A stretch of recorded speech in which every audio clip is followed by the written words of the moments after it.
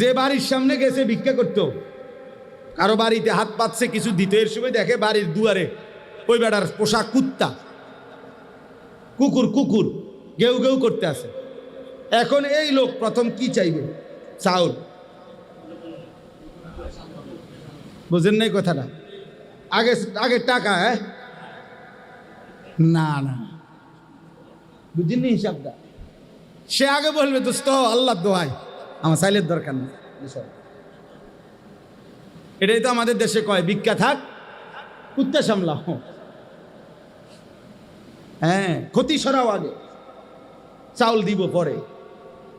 আগে গুনাহ ছাড়ো, আগে হারাম ছাড়ো, আগে নাফরমানি ছাড়ো, আল্লাহর অবাধ্যতা ছাড়ো, একটা একটা গুনাহ ছাড়ো। এবার গুনাহ ছাড়লেই আল্লাহর কসম রব্বুল আলামিন কলিজার ভিতরে ইবাদতের জজবা, মহব্বত, আগ্রহ আল্লাহই তৈরি করে দিন। ইন তাত্তাকুল্লাহা ইয়াজআল লাকুম ফুরকানা ওয়া ইউকাফিরু আনকুম সাইয়্যাতিকুম। আল্লাহ বলে যদি তাকওয়া অবলম্বন করো, গুনাহ ছেড়ে দাও, আমি রব্বুল আলামিন ওয়াদা দিলাম অন্তরের মধ্যে, দিলের মধ্যে সত্য মিথ্যার পার্থক্যকারী একটা শক্তিওয়ালা, একটা শক্তি যেটার নাম ফুরকান, এমন একটা থার্মোমিটার আমি আল্লাহ তোমার দিলের মধ্যে দিয়ে দেব। গুনাহ ছেড়ে, গুনাহ ছেড়ে দাও। ওয়াদারু যাহিরাল ইসমি ওয়া বাতিনা। আল্লাহ তাআলা বলে প্রকাশ্য গুনাহ ছেড়ে দাও, গোপন গুনাহ ছেড়ে দাও। ওয়ালা তাকরাবুল ফাওয়াহিশা মা যাহারা মিনহা ওয়া মা বাতান। আল্লাহ তাআলা বলেন কোনো অশ্লীলতা বেহায়াপনার কাছেও যেও না, প্রকাশ্যেও না গোপনেও না, প্রকাশ্যেও না গোপনেও। গুনাহ ছাড়ো, অশ্লীলতা ছাড়ো। আল্লাহ বলছে ওয়ামান ইয়াত্তাবি খুতুওয়াতিশ শাইতান ফাইন্নাহু ইয়া'মুরু বিল ফাহশাই ওয়াল মুনকার। যে শয়তানের পথ ধরবা, মনে রেখো শয়তান তো তাকে অশ্লীলতা এবং গুনাহের আদেশই করবে, গুনাহের আদেশ করবে। অতএব এটা আমাদের জিম্মাদারি, এক মুমিনের জন্য প্রথম ডিউটি গুনাহ ছাড়া। মুত্তাকি মানেই বলে প্রথম তাকে বলে যে গুনাহ থেকে বাঁচে। যেমন ফরহেজগার, আমরা বলি না লোকটা ফরহেজগার মানুষ, বলেন কি না? এটা কাকে বলে কন্ত? আমাদের দেশে সচরাচর যে তসবিহ পড়ে, আল্লাহ বিল্লাহ করে, অজু নামাজ পড়ে, মসজিদে আসা যাওয়া করে, কিছু দান সদকাও করে, এই মানুষের মানুষে কি বলে? লোকটা মাশাআল্লাহ কি করে। আসলে মূলত এগুলো তো সে করে, আর ফরহেজগার বলে মূলত যে করে না তারে, যার মধ্যে দৈন্তান নয় কান্না, তাকে বলে ফরহেজগার। ফরহেজগার শব্দের অর্থ হলো বিরত থাকে, যে ফরহেজ অর্থ বিরত থাকে। তাইলে আপনি আমি ফরহেজগার বলেন যে তসবিহ পড়ে, নামাজ পড়ে, আল্লাহ বিল্লাহ করে, তারে মূলত ফরহেজগার বলে যে করে না তাকে। তো মানে কি বোঝেন নাই? মানে কি? তাইলে ফরহেজগার মানে কি? যে বিরত থাকে, বিরত থাকে, করে না, যে করে না। কি করে না বলেন না? কি করে না? এই যে মিথ্যা বলে না সে ফরহেজগার, যে চুরি করে না সে ফরহেজগার, যে জিনা করে না সে ফরহেজগার, যে নারী দেখে না সে ফরহেজগার, যে হারাম দৃশ্য দেখে না সে ফরহেজগার, যে সুদ খায় না সে ফরহেজগার, যে কিস্তি নেয় না সে ফরহেজগার, যে তার স্ত্রীকে বেপর্দায় রাখে না সে ফরহেজগার, যে তার ছেলেকে বেনামাজি থাকতে দেয় না সে ফরহেজগার, যে একটা গালি দেয় না সে ফরহেজগার। একটা একটা গুনাহ থেকে যে বেঁচে থাকে তাকে বলে ফরহেজগার। আমনে তো চাচা সেজদাও দেন, বিড়িও খান, ঘটনা কি তা? কাকু কারে বুঝান? আমরা কি চিরা খাই? আমরা বুঝি না। আপনি দি মাত্র আসরের নামাজ পড়লেন, বারিন্দার মসজিদ থেকে বাইরে হয়ে একটা গালি দিছে, এক গালিতে মাটির তলের সাপ পর্যন্ত উঠে গেছে, এমন ডাকায়। হ্যাঁ, কি ব্যাপার? কি ধরনের মুত্তাকি আপনি? এই মাত্র মসজিদ থেকে বের হইলেন, আপনি এখন আবার গিয়া চায়ের দোকানে, রঙিন টেলিভিশনের সামনে নর্তকীর নাচ গানের নাটক, সিনেমার সামনে এরকম রাক্ষসের মতো চোখ বড় বড় করে হা করে তাকায় রইলেন। ঘটনাটা কি? এক মুসলমান কত বছর মিথ্যা বলে, এক মুমিন কত বছর নাফরমানি করে। মুসলমান 30 বছর সুদ খায়, মুসলমান 30 বছর ওজনে কম দেয়, মুসলমান 60 বছর পর্যন্ত বিড়ি সিগারেট খাবে, মুসলমান 60 বছর বয়সেও গালিগালাজ করবে, মুসলমান 60 বছর পর্যন্ত কিস্তি নেবে। হায় হায় হায় হায়, এই কেমন মুত্তাকি বলেন না বাপ। আজকে 30 বছর ধরে যার ঘরে প্রত্যেক দিন নাচ গান টেলিভিশন নাটক সিনেমা চলতেছে, প্রতিদিন আপনার বিবি বাচ্চা দেখে, আপনি কি একদিনও ভাবলেন না এটা গুনাহ? আপনার কি কোনোদিনও মনে পড়ে না এটা যে হারাম? এটা ছাড়তেন নাম নেই, তা আপনি বেহেশতে যাবেন কেমনে? আপনি সুপারিশ পাবেন কেমনে? আপনি হাউজে কাউসারের পানি নেবেন কিভাবে? এই বাপ বলেন না, আমারে বলেন, আমি আমারও বলি আপনারও বলি, কেমনে যাবেন বলেন না বাপ। সুপারিশ মানে কি? নবী সাল্লাল্লাহু আলাইহি সাল্লাম সুপারিশ করবেন, এ কথা তো 100 সত্য, কিন্তু সুপারিশ মানে কি? উম্মত, নবীর এ কথার অর্থ তো এই যে নবী বলেছে, উম্মত তুমি বিড়ি খাইতে খাইতে কবরে আসবা, আমি সুপারিশ করে জান্নাত দেব, এই তো না? তুমি গালি দিতে দিতে কবরে আসবা, আমি সুপারিশ করে জান্নাত দেব। তুমি কিস্তি রাইখা কবরে আসবা, আমি সুপারিশ করে জান্নাত দেব। তুমি তোমার ঘরে রঙিন টেলিভিশন রাইখা মৃত্যু পর্যন্ত তোমার টাকা দিয়া বিল দিছ, তোমার টাকা দিয়া ডিশের বিল দিছ, এরপরে কবরে আসবা, আমি নবী তোমারে সুপারিশ করে জান্নাত দেব, হাউজে কাউসারের পানি পান করাই দেব। এরই তো নাম সুপারিশ। হাসরের মাঠ ফুটবল খেলার মাঠ নাকি? হাসরের মাঠ মস্কারি। হ্যাঁ, সুপারিশের কোনো নিয়ম কানুন নাই, কথা বলেন না কেন? হাউজে কাউসারের পানির কোনো নিয়ম কানুন নাই, এটা 15 টাকার বোতল, এটা মাম পানির বোতল মনে করছে কি ও বাপ? হ্যাঁ, এত সহজ হয়ে গেল আখেরাত। 30,000 টাকা মসজিদে দিছেন, বেহেশত। 4টা ফ্যান দিছেন মসজিদে, বেহেশত। এই আখেরাতের মূল্য 4টা ফ্যান 12,000, 3 12,000 টাকা। আখেরাতে তো মামুলি। 1 কোটি টাকাও যদি দান করে থাকেন তো এটা তো একটা আমল, কথা বুঝেন নাই? 100 কোটি টাকাও যদি দিয়ে থাকেন তো এটা তো একটি নেক আমল। দান সাদাকা এটা পুরা ইসলাম নাকি একটি নেক আমল? তো বাকিগুলো বলেন না ইমরান ভাই? বাকিগুলো নামাজ, হজ, যাকাত, হালাল হারাম, পাক নাফাক, স্ত্রীর পর্দা, ছেলের বউয়ের পর্দা, ছেলে মেয়ের নামাজ, এগুলো আল্লাহর হুকুম না? বলেন না? চুরি, ডাকাতি, জিনা, ব্যভিচার, সুদ, ঘুষ, কিস্তি, মদ, জুয়া ছেড়ে দেওয়া, এগুলো আল্লাহর হুকুম না? তো সেগুলো কে করবে?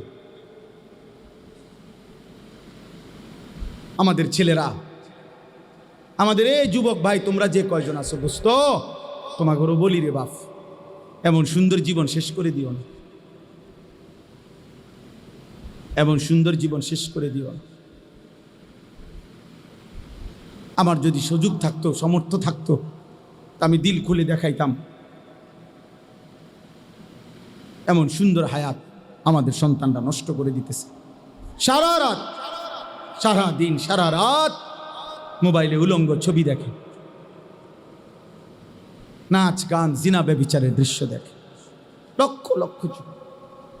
মৌলানা সাহেব মোহতামিম এক মাদ্রাসার গত 4-5 দিন আগে বলছে, কাইদা দিছে এক হুজুর আমার সাথে, হুজুর 7 বছরের বাচ্চারে নিয়া তার বাবা 1 সপ্তাহ ছুটি কাটাইয়া মাদ্রাসায় আসছে, বাচ্চাটার হাতে বড় মোবাইল, তার বাপের মোবাইলটা, বাপে টাকা পয়সা জমা দেওয়ার জন্য অফিসে, মাদ্রাসার দফতরে, আর এই বাচ্চাটার হাতে তখনও মোবাইলটা তারা বাবার।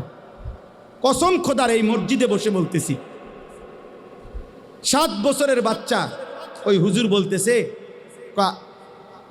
ও তার রুমে গিয়া মাদ্রাসায় বাড়ির থেকে মাত্র আসছে, তার বাবার মোবাইলটা নিয়ে হাতে, আরেকটা ছেলেকে মোবাইল দিয়া দেখাইতেছে। আল্লাহর কসম, মসজিদে বলতেছি, ওই হুজুর আমার চোখের পানি ফেলছে। হুজুর এই বাচ্চা ওই বাচ্চারে দেখাইতেছে উলঙ্গ নেকেট ছবি, একেবারে সরাসরি উলঙ্গ ছবি কিভাবে দেখে, কোনখান দিয়া, কোন প্রোগ্রামে, মোবাইলে, ও এটা ওই ছেলেরে দেখাইতেছে। যে জাতির 7 বছরের সন্তানের এই হালাত, ওই জাতির অধপতন আর কতদিন? হ্যাঁ, ওই জাতি আর টিকবে কতদিন? বলেন না আব্বা?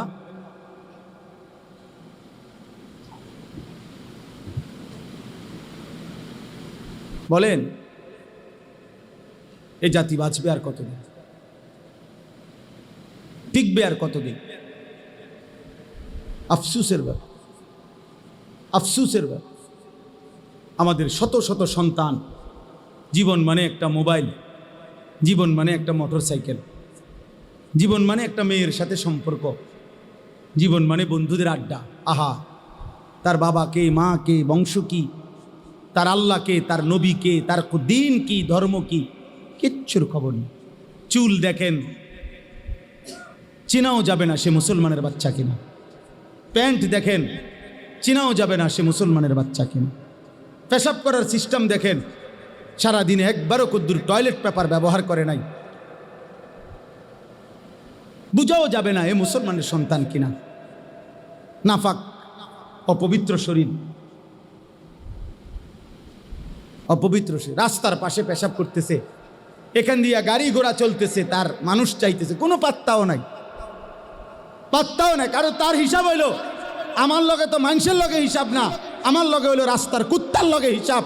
ওই কুকুরও কোনোদিন কোনোবার পেশাব করে ঢিলা কুলুক টয়লেট পেপার পানি ব্যবহার করে না। আমিও মানুষ রূপী এই জানোয়ার, আমিও পেশাব করে পানি নেই। আমার মিল তো হলো ওই জানোয়ারের সাথে।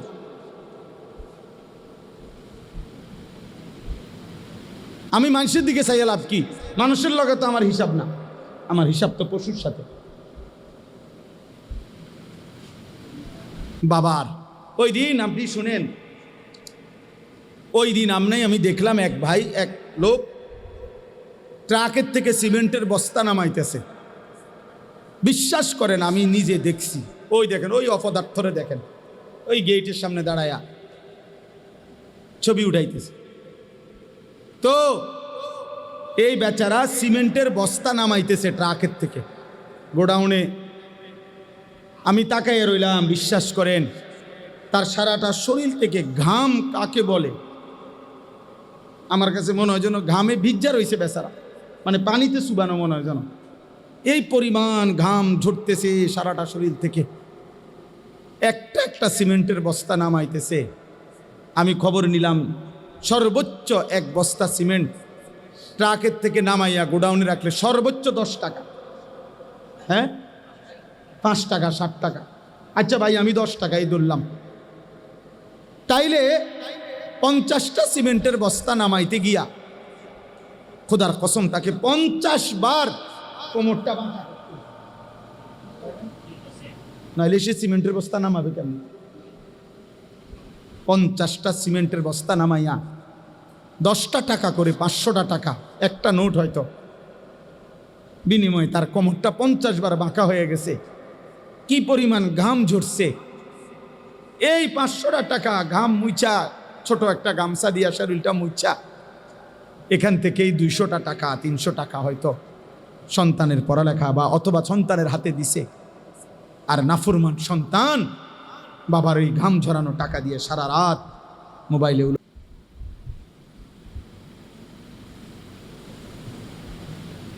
হায় সন্তান, তুমি যদি তোমার বাবার ঘাম দেখতা, তুমি যদি এক বস্তা সিমেন্ট মাথায় নিয়ে দেখতা 50 কেজিওয়ালা একটা বস্তা, কাঁধে নিতে কি পরিমাণ কষ্ট। তুমি যদি একজন প্রবাসীর বিদেশে 1 মাসের কষ্ট দেখতা, তাইলে প্রবাসীর সন্তান বুঝতো তার টাকাটা উপার্জন কত কঠিন। 12 ঘন্টা 14 ঘন্টার ডিউটি, কি পরিমাণ কষ্ট।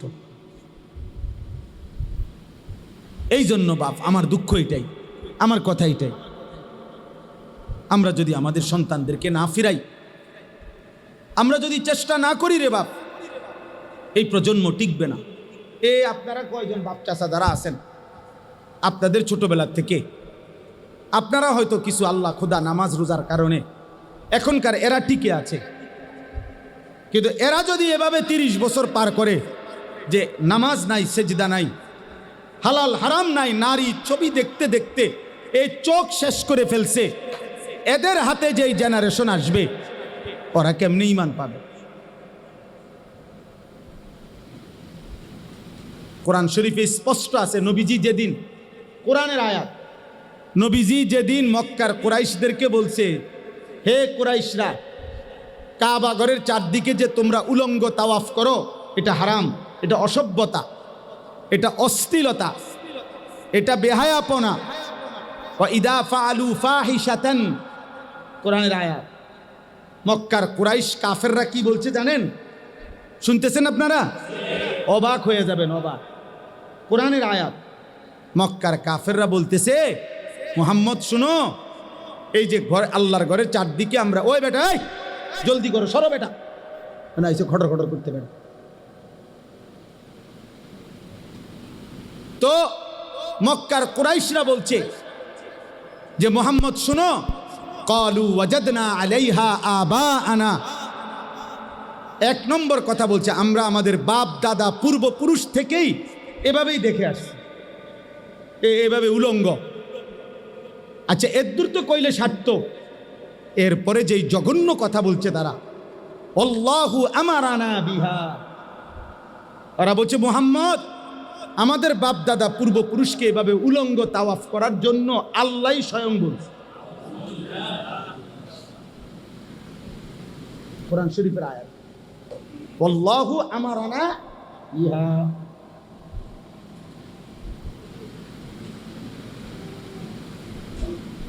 একদিন মনে রাখবা ছেলেরা, তোমাদের সন্তান বলবে যে আমি বুঝ হওয়ার পরে আমার বাবারে প্রথম যেদিন দেখছি সেই থেকেই দেখছি আমার বাবা নারী দেখে, ছবি দেখে, অতএব এটাই নিয়ম। আমি বুঝ হওয়ার পরেই দেখছি আমার মা এভাবে অর্ধ উলঙ্গ কাপড় পরে বাজারে বাজারে ঘুরে, মেয়ে বলবে এটাই নিয়ম, এটাই নিয়ম। দেখেন, দেখেন, মনে রাখেন। এজন্য আমরা এই অস্থিরতা প্রকাশ করি।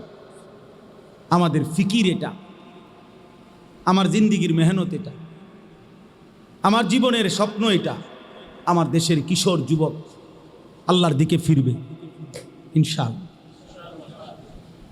ইনশাআল্লাহ। আগামী দিনে ওরা মাহাদির পক্ষে লড়বে ইনশাআল্লাহ, দাজ্জালের বিরুদ্ধে লড়বে। গাজা এবং ফিলিস্তিনের শেষ মুসলমানটাও শহীদ হলেও আর একটা মানুষও যদি বেঁচে না থাকে, মাটির নিচের একটা মুজাহিদও যদি শহীদ হয়ে যায়, তবুও বিশ্বাসী ইয়াকিন রাখতে হবে বিজয় ফিলিস্তিনের হবে ইনশাআল্লাহ।